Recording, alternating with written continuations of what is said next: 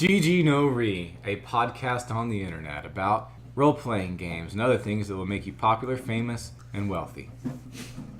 No, that's actually really good. Background noise. Now, can we keep that? Yeah, sure, we'll keep that. That'll be the intro from now on. Mm-hmm. We are going to have an irregular episode tonight. Hey, this is all going in. Mm-hmm. You know, level 1, edit everything. No. Level 1, edit nothing. Mm-hmm. You simply press record, and what happens. Level 2, light editing. Mm-hmm. Level 3, heavy professional editing. Level 4, what is editing? Level 5, quick cuts. The difference between the product, between the chaff and the wheat disappears. They all meld into one. Mm. That's where I am right now. I've ascended. Okay? You edit by not editing. There is no edit. Mm-hmm. There's only the spoon. Actually, yeah, you can't even say you're editing. To edit implies a cut between what is desired and what is not desired. But if you surpass desire, then you ascend and to become the podcast Buddha, which I am. Sit under my tree. Learn from me. Touch my belly. This is Daniel. We're going to talk about stuff that are RPG related. Tonight, we've got lots of people who in time and times and half a time may reveal their identities. The topic for tonight is the diff between investigative horror RPG gameplay, such as we have experienced it, and normal D&D kind of gameplay, such as we have experienced it. That is the topic. Because we have, in contrast to our usual games, played 2 1/4 sessions of investigative horror games, i.e. Cthulhu, right? So first, we did actual Call of Cthulhu, 7th edition, which I know is not the one preferred by grognards. 7th edition, the module that comes in the quick start. So after we did Call of Cthulhu 7th edition, Daniel got it, that's me. Daniel got it into his head to do Call of Cthulhu, except without all that stuff I have to read. So like no rules that I have to look up. Work. And like boxes you have to check and stuff. So I went away from Call of Cthulhu rules and just embraced the spirit of Cthulhu in 1920s Birmingham, which that's what we're doing right now. So this is our second session tonight. We stopped in the middle of it to record this episode. And I thought we would just talk about what we liked, what our experiences have been, what's different, what's good, what's bad, and just go where the spirit takes us. The spirit of H.P. Lovecraft, Howard Phillips Lovecraft, who's now dead, supposedly. Or is he? I'll start by not starting. Impose. This is a non-starter. Moose, our guest, you had opinions on this matter. What do you think? If I were to say, hey, Moose, let's play D&D, versus, hey, Moose, let's play Cthulhu, what are your impressions? What would you say? So way back, Tim and I played a lot of 4th edition D&D campaigns, and we played a little bit of 5th edition without getting too much how much I played. And I guess when I think about playing D&D at this point, like, I don't have a very strong desire, because I know at the end of the day it's going to come down to fights and the spells and how well we manage the battle, and that's how I think of D&D at the end of it. Like, I feel like there are times when we've tried to be clever and it just didn't make a big difference. Because of Daniel's work as a DM, he rewards that because that's what he likes, and that's what we like. But at the end of the day, it's fighting, it's the dice roll. It comes down to the dice roll. So we could have a night where the dice are rolling poorly and we are going to lose. Okay? But the thing I really appreciate about the investigation is I really feel like our wits are going to be the thing that determine how well we do. Player skill. Yeah, so it's, for one, I find it very interesting. I really enjoy the setting, the 1920s, Prohibition, setting it in Birmingham for this adventure is a really nice touch, since we grew up here and some of us are familiar with this history and we're learning new things as well. And so when we play this game, it's an interesting environment. It's not just a fantasy environment.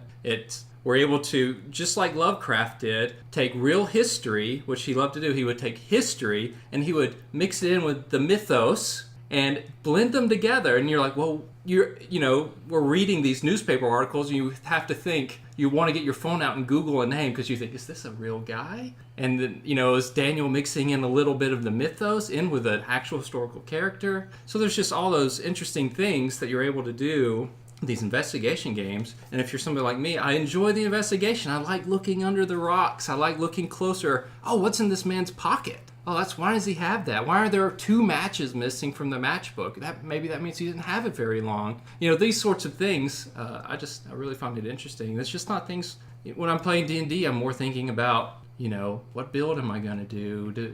Am I going to be able to hit the crits I need to kill the thing and get the thing from the, and it just feels, I don't have the same enthusiasm. So for the listeners, I do not live in Birmingham anymore, and I had to travel to play last week, and I did it again a second week in a row because I was so excited to play, and that hasn't happened for me in Ever. And it's been a long time. When you actually lived here within 30 minutes travel time from our house, you did make it a point to go here.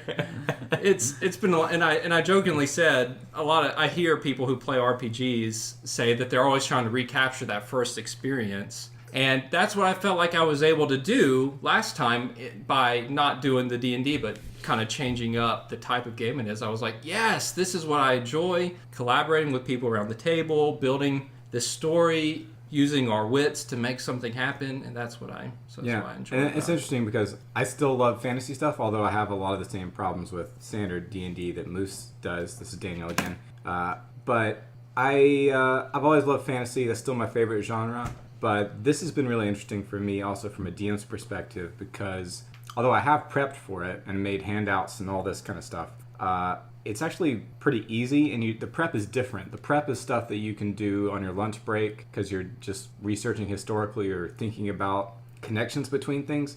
It's less spatial, and you don't have to draw maps necessarily, and you don't have to worry about balance at all. Like the way I've done it, I don't even have stats for my players. They have professions, and then that influences what I think probabilities are, if probability even comes into it. So if they're relying on their photographic experience, if they're a photographer, then that will affect my judgment, if that sort of judgment is even required. But I found it interesting because if you have any kind of experience with Lovecraftian fiction at all, it's not that difficult to come up with a mythos that's a variation on his, which that's what I've done. There's no Cthulhu in this, but there's Cthulhu-like thing, and really it's a different feel because there's a lot of just talking about things, and I could see where some people might think it would be really boring because there's been one instance, there's been no actual violence so far. There's been assault with a deadly weapon. Stacy got a gun pulled on him, right? But he didn't get shot. There's no shots fired. But that was it so far after.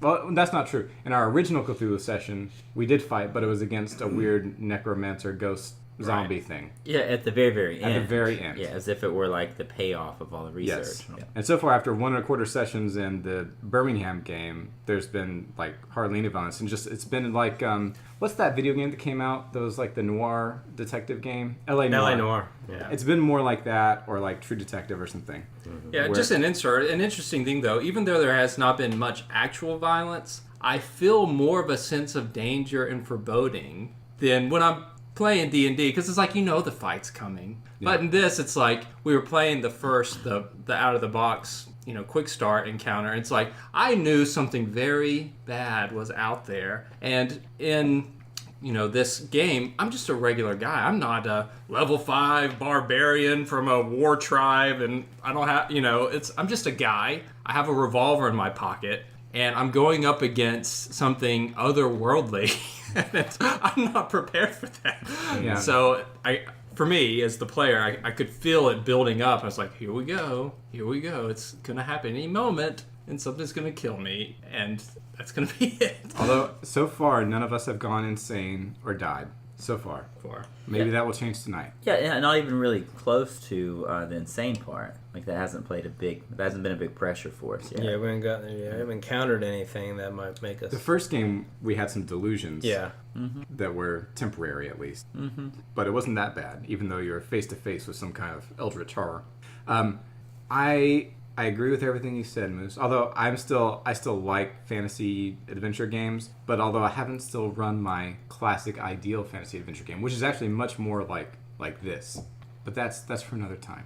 So this kind of game, I don't know what it would look like to play like many sessions of. I guess I kind of do, but there's no sense of advancement. I don't know. Maybe we move up in the world. There's no power gaming. There's very little to do like player side versus the normal work of like Pathfinder or like a D&D type of game where we have a lot to thinking to do about our character, optimizing our character, and I don't know, thinking about the future of our character, what items we want, and all kinds of things like that. It's a different game. Yeah, it's totally different. Like, there is no preset menu of advancements to take. Your character is going to change, but it's only going to change fictionally, not mechanically, pretty much.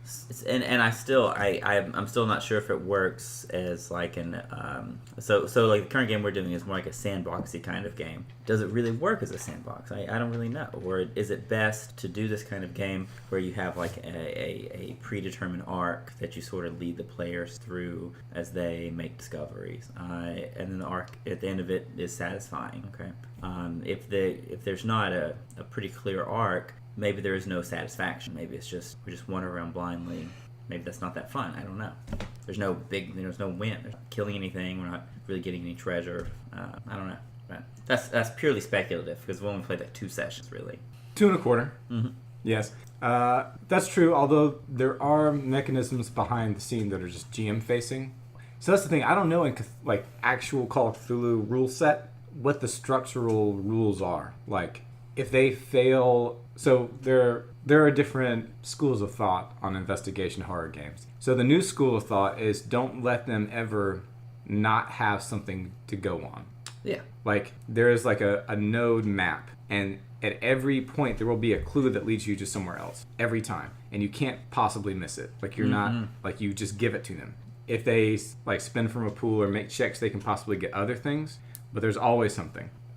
In classic games, like I think actual Call of Cthulhu, you sometimes you could just miss a library test, and then that would be it. Like you wouldn't find the clue. Yeah. So if you look at the node map, that's sort of what I mean. That you're stepping from node to node as an arc, sort of.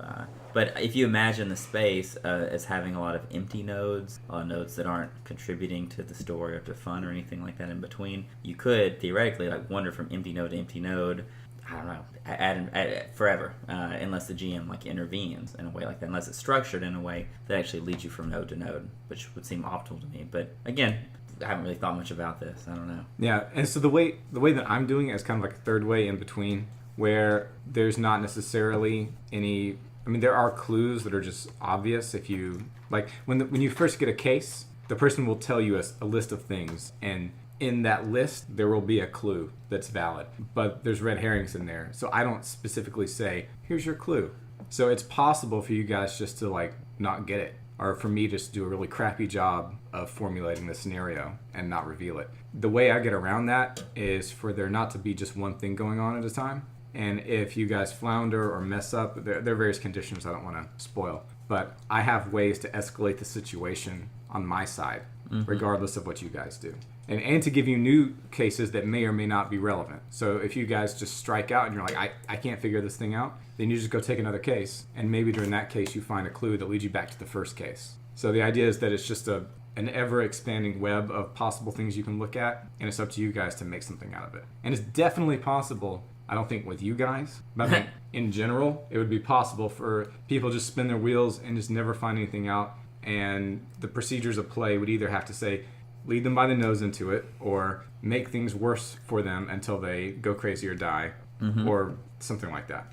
So I could imagine a pressure timer. So once you get involved with something like this, that things just get worse and worse because you've interacted with it in some way. The elder gods, you've gotten their attention, and you slowly go insane. So you feel increasing pressure to actually move the story forward instead of goofing around. That's like a negative pressure mechanism, and that's basically what I'm doing in this campaign. You guys haven't really activated that because you've been making decent progress and not really failing a whole lot. No, you've been making decent progress. Okay. I think we've making excellent progress. I would say excellent as well, Exemplary. because I'm looking at it already knowing what's going on. Okay. So If you were to say, oh, here, okay, you're at the end, done. It's definitely possible for you guys to have done that already. Like where I know who did it. Yes. I like to solve the puzzle. But for someone... Yes. Yes. But for some people who are not privy to the DM notes, which really are 2 pieces of paper for me. That's it. And just what's in my head. That's all I had to prep. And I could probably condense that to 1 piece of paper. So what about this as a role-playing game? I mean, if your meta-knowledge, your player skill is so involved, is it really a role-playing game? Or Yes. what do you guys think about that? Because your character may not have any kind of insight at all into any of these things. But like Tim earlier, he's like, oh, I'm going to look for elder god signs or whatever, cult signs somewhere. And me not knowing anything about Cthulhu, I was like, oh, of course. You know. I mean, I was just thinking, surely it was just kind of a random thing I thought of, but it's like maybe there's some kind of signs. Was it just a random And there thing? actually is no Who Cthulhu can say? in this setting. But Well, I was just looking for, we knew that there are secret societies and Yes. different symbols, and that's a common thing. all your characters Is that know a that. thing that people do? Yes. They leave signs places? You are in an What? eldritch society. There's a bunch of weird junk going on. Is it, let me look about for the signs. And we're all members of secret societies in real life. You need to get on this. Yes. IRL. Come on now. Oh, I But- need to leave more. I need to tag more things, I guess. I see what you're saying, but I personally don't think that it's so meta that it's outside of being able to act as your character. I Because don't think it's any more meta than when you think about D&D. Yeah. The whole thing is you're like, all right, this person grew up in such a way that his stats are maximized for this particular strategy. Come on, I win all the fights. That is incredibly. And then you mash this thing around it, this form around this The way, stats. the stats. Yeah, and so, but this is like, I feel like me and Stacy had a completely spontaneous interaction. Like, we actually tried to roleplay. I felt awkward about it at first. Daniel explained a mechanic about how we can use spin insight. And I was like, well, let's just try this. I didn't think about it ahead of time. Let's just try it. And it worked out. And it was a neat moment for me. It was genuinely neat for me. I really enjoyed it. And that just took, like, me and him, we thought about our characters a little bit. It wasn't anything particularly deep about the characters, and it came up with a good interaction, you know? And I haven't done that much in D&D. Yeah, is that just like D&D, or is there something special about it that caused you to do that? Is it because you had so little to grab onto, you just made stuff up? I mean, there's no mechanic for that in D&D. Right. Like Well, it was- in this particular case, it was a mechanic that I had made up, where if they encounter something weird, they get a currency called insight, which they can spend on certain actions, which grant them a bonus. But certain actions are things that are thematically appropriate, like in True Detective, where people philosophize in the car. So they basically took that kind of action but to do that, they had to come up with what their characters would talk about, and then they did that extemporaneously. And as a result, they got the bonus, so you guys have a bonus to use later on. But the content of what they discussed, which was not pre-planned, ended up developing their own characters, I think, and adding some to the game. But unless you have a procedure in place to do that, it more than likely won't happen. Although it could, just in the normal course of play without a mechanical incentive. But that's just part of that's not going to be in standard Cthulhu either. right. That was just a thing. That was just a Daniel thing. And it's something that's emergent from D&D a lot, as some of the players do. No, I don't know. I disagree with that. Oh, they just say, this is what my character is. And they I interact don't with think the those conversations happen in D&D very often. Yeah, I haven't played, like you guys know, I haven't played a lot of D&D in a while, but I'm not even saying they should. I'm Yeah. saying it's thematically appropriate for this kind of game, which is I wanted to make as much like True Detective as possible. but think about like every tour story ever. I mean, that's basically what it is. It's like this emergent. Oh, this is what my character is, and if you guys, I'm just gonna take off and be this character. You know. But I think if we polled people, they'd probably say that like just these emergent character actions and interactions are super common. Now, does it really matter to the game? I mean, no, it doesn't. You know, it's besides the game, but just something players take on themselves to do. I've engaged in it. Yeah. I don't think they do, and I don't think they do a good job. I think everyone sucks pretty much most of the time, and so rules need to be engineered to try to limit their suckage and promote their goodness, because it's hard. The end. Mm-hmm. That's what I think. Okay, do we have any other thoughts on? I want to hear what Cthulhu? Stacey thinks. What do you think, The Stacey? most boring time I've ever had. You want to get back to the tentacles. No, I think just starting playing D&D back in July. Time is a flat circle. A flat circle. It's a disc. It's a frisbee. No, those are not flat. Those are three-dimensional objects. It's a discus. Also It's a shot three-dimensional. put. Yes. Definitely Also three-dimensional. three-dimensional. Yeah. Just very thin. Very thin. So, but just haven't even played D&D for a year. I think what we're doing now is everything you've talked about us doing in the, I say traditional, but traditional for me, but for Alabama. Because you wanted us to reveal certain things along the way about our characters you've always said, don't tell it, show it. Yeah. Right, as far as our characters go. So we'd come up with these background and stories, and then we'd reveal them a little bit at a time. And we would reveal it through our actions as well. I think this is doing that in a better way than what we ever did in Alabama. Now, I've only played the past, tonight and last week, but the way you've got it set up is that's all we've got to go on. Yes, because we're not rolling. We're not rolling and going into a battle and getting treasure and trying to upgrade and trying to level up and trying to get better spells. You don't have superpowers. You don't have stats. Yeah, it's just actions. It's just an investigation based on this character that you've developed in your head, and then you stick with that character and react accordingly. Like my character's apathetic about everything. Mm-hmm. He didn't care, which is why he didn't care to go into the upstairs last week and talk to the manager and do what? Why are you here? If you're apathetic about yeah. But he's apathetic. But he also had this incident that happened to him years ago that he can't explain. So it drew him into the society. But he still, is an apathetic kind of person. But he's still inquisitive. Yeah, and what you said is, I think, a definite insight. Like, the subtraction of other elements of necessity foregrounds different elements of play, right? Yeah. So all these same elements are present in standard D&D play, but because the other elements that are in standard D&D play are subtracted, these by necessity must have greater importance. Do you see what I'm saying? Yeah. That's one of the reasons 4th edition was awful. No, you are correct. Because you have this character sheet. Your character sheet are these basically like these little cards that are your moves you could do, and they're all like superpowers that you can do so many times a day.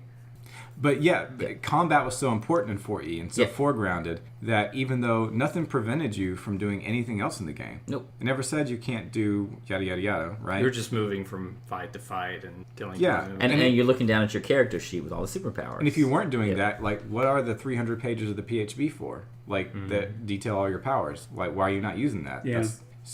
That's definitely an insight that even if the rules don't say do this and don't do this, but if the game mechanics largely concern this subject over here, you're going to feel like the subject over on the other side is just a waste of time and a distraction from the real game, which is over here that the rules talk about. Well, even the skills tests were like that. I remember it's like, you do push-ups to impress this, ghostly phantasm to get that was real. them to clap for you, and it's like... That was from the Keep on the Shadowfell. Yeah, we were impressing the undead paladin whatever dude. And you rigged that so it was better, and then you told us what the module said to do, and it's like, really? Like, it's that... It's just that we have to get 3 successful skill checks, and you can use any skill of the 20 skills, just make up something that makes sense. It's like, I'm trained in athletics. I do push-ups. I do jumping jacks. Yeah. Whatever. Yeah. But this is like, I think that's a perfect way of putting it, Stacy, is things have been taken away. All you have to go on are the things you're putting into the character. They're all fictional elements rather than mechanical. And it's actually, I find it's kind of easier. And that's the thing. Because as a new player, like, I still don't freaking know what dice to roll. And I'm watching you guys, I'm going to do 4, and all this crap, and y'all just kind of know it. And I'm like, what the heck are they doing? Spoiler alert. That's how my my ideal. That's how City of the Crepuscular Queen works. Is that your character sheet is all fictional. It's not mechanical at all, and it works basically the same way as this does, except it's fantasy, adventure, D&D stuff. But I think if we ever, if we go back to Alabama, if we finish this, actually finishes, and we go back to Alabama or whatever kind of module we play, I think this experience is going to help me in getting that, because that's what kind of drew me into what I wanted to do. I wanted to create a character. I wanted to submerge myself in that character and act like that character. That's what kind of interested me. But then I got all this. Then you're not doing a lot of math. It's like, right, and what die do I roll, and what spell should I cast, and what So I'm always asking you guys, okay, what do I roll next? And which y'all have been very patient and gracious with me on that, but it's frustrating for me, because there's so much stuff, and I don't sit there and learn for an hour every day. I don't study my player's handbook for an hour every day to get prepared for Saturday. Because I got too much other stuff going on. So this kind of feels more freeing, I guess. But then take this. Take it. Take it. Take it. It's took. Take it. Okay. Take it. But take it to a bunch of cynical grognard types, and they're gonna want to know how to adjudicate or how to adjudicate certain rulings in numbers. They want to know. They're gonna want sharp line. For things to fall either way. They're gonna want to know how much the book weighs and the feather and exactly. You kind of get what I mean there, like people who are concerned about that kind of thing are not going to like this style of play. Yeah, but I just don't care about them. Like, I don't care. I'm not doing exactly that for them. but as a D&D form, you can say, oh, let's play D&D, and they're just gonna drag it down all night, wanting to know all these details about exactly how far I can shoot an arrow, right? And all this stuff that's left off the character sheet. How many rats can I have in my bag? You're gonna be exactly how many rats fit in my backpack, and how many can I whack and still keep moving? Cleave. That's I think that's kind of the flip side, the simulation-y kind of aspect of it. Those kinds of judgments, which in newer editions are edge cases.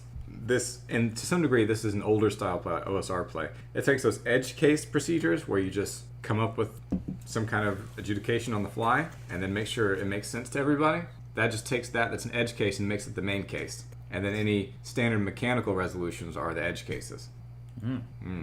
Yeah, I mean, that's an interesting point. Like, in RL, I do engineering work, and we see that in practice. People always ask the question, well, what if X happens? And X is the very rare thing that never happens, but then everything about the standard or the practice is built around that. And you think this is unwieldy and doesn't apply, and it makes it all. So yeah, I think that's interesting. So it's like, I don't know how many people want to know the weight of the book, but like for me, as somebody who like everybody around the table, you work and you have family and you take care of kids. For me to be able to come here, this is actually fun. I don't have to worry about that kind of stuff. We're able to weave a story together. I'm able to really immerse myself in a character, and I just really enjoy it. Whereas I haven't played D&D for a long time because it felt like once I got to 5th edition, I think I tried to sit down with you guys a few times, and it was like I immediately made a character that would get as many attacks per round as possible, and that was the character.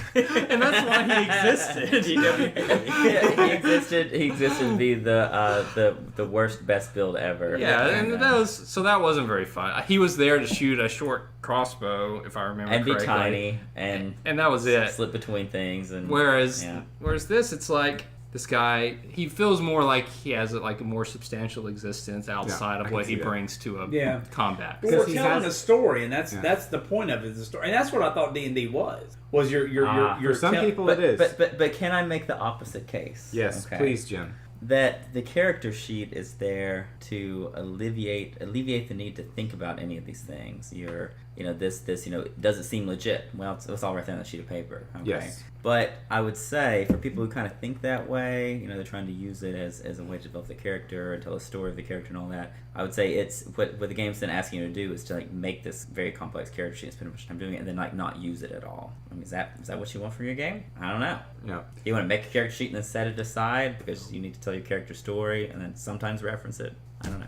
Yeah, that's one reason why I didn't want to use Call of Cthulhu rules for this, because I just didn't want you guys to make a character sheet and then me completely ignore everything about the character sheet. Like, oh, you have a 73% chance to do this normally, like in a controlled environment. Mm-hmm. So what? I just didn't want to deal with that. So if that's the kind of thing you like and care about, then you need to play a different game. And you're still going to see, if you're playing traditional D&D and you're the guy who wants to tell a story, you're still going to sit there and watch your comrades who min-maxed slay all the monsters in battle, and you're going to be like, aw.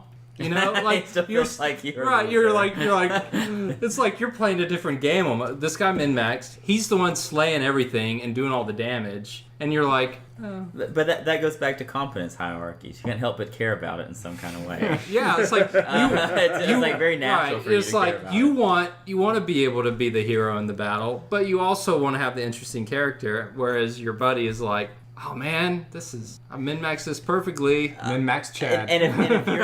But if you're the best storyteller in that game, you still feel like a loser all the time because the game's about combat. Right. If you're the best storyteller in this game, everybody's like, oh yeah, you that's feel like great. You're a freaking winner, man. Yeah. Or the best, and the like, combat people are sitting there. Yeah. You're thinking. But the best combat people with their min-max characters, they'll be sitting there going, oh well, you know when. I'm the one that killed the giant. Who cares how? That's what people will remember about the session. Who slew the giant, not who had a great role-playing. Flashback. Oh, man, wasn't it awesome when I took that bag of rats and infinitely chopped through them? Who has the best Oedipus complex? Well, and another thing, this has kind of been moving along at a good pace. Where like some things when we played in Alabama, like I remember the freaking fungus people that Jameson spent like 2 hours in this toadstool village underground, you know, and we had split the party up, and it was Jameson was just and me and I think correction, those were fungus goblins. fungus goblins. So it was it was Namdink. Yeah, it was Namdink. That was Namdink, but who was potentially the king. Jameson was. You were with him though, Right. man. Me Jameson. and John were just hanging out outside, and it was like watching an episode of freaking anime where it takes like 8 hours to explain 2 minutes worth of action. They were still powering up. Yeah, everybody is It powering was up. ridiculous. So I mean, but this is like it's got a good pace to it. It's interesting. It's moving faster. There's nothing else to do. Yeah. Oh, and what's funny And maybe here, that's though, the difference. I don't know. Is it possible to combine those two mechanics where you are moving the game along and progressing the game along? No. And so it's either one or the other. You're telling me it's either or. Well, I mean, you gotta welcome be to okay. the hard truths of life. You gotta I be don't okay like it. with You're a switching- man now. Life is pain and suffering. So what are you gonna do about it? What are you gonna do? You gonna make it worse? Are you gonna man up? Are you gonna do things? You can make things better. You're gonna take responsibility for your life. Make things better. So Lobster hierarchy. A. Is it either or? Eh? Is it an either or mechanic? It's either or at time T. Okay. Right. So my ideal game is a very thematically. I'm gonna wait for Tim to quit crunching. Sorry. It's a very that in. thematically infused, fictionally heavy version of fantasy adventure games. But Yeah. like where you don't have stats and stuff. You're just like, I'm this kind of guy and I'm this kind of dude. And you go and you still do dungeons, but when you're doing a dungeon, you obviously can't be doing other things. And so you have to be like, okay, I'm fine with doing a dungeon for 3 hours and then going and doing this other kind of thing. Right. But you can't do both at the same time. It just doesn't, it's not going to happen. Okay. So if you only like one or the other, it's going to be terrible. But if you like both, it's like ice cream and chocolate. It's like vanilla and chocolate mixed together. And you're just good with it. That's an abomination. Yeah, That nobody sounds does horrible. that ever. Vanilla all the way. Definitely made up. Clearly made up. You don't mix the flavors. Don't put any chocolate in my We're in vanilla. the South. I'm not Yeah, racist. but It has literally nothing to do with race. Only has to do with the fact that I only like vanilla. Jeez, Tim. There's no way I can recover from this. What can I say? Why you gotta say it? Why you gotta say it then? The 1920s setting has affected this podcast. So I think it's really Don't funny make though that Stacey flavors. was talking about all that, but then he doesn't talk about the fact that combat for editions has been so long and drawn out. Fourth Like- edition, you would do one. Tim and I would sit. One fight. We'd get Yeah. together on Friday. We'd say, "Let's play D&D." We'd do one fight Yep. for like 2 hours, Yeah. and we'd be like, "We won the fight. All right, see you next week. I got XP. No story progression. Well, Yeah. a little bit of story progression. Again, manga. Now it's not as bad. Such as me. It's not as bad in 5th edition, but it's a continuum, right? Right. So it's still kind of there.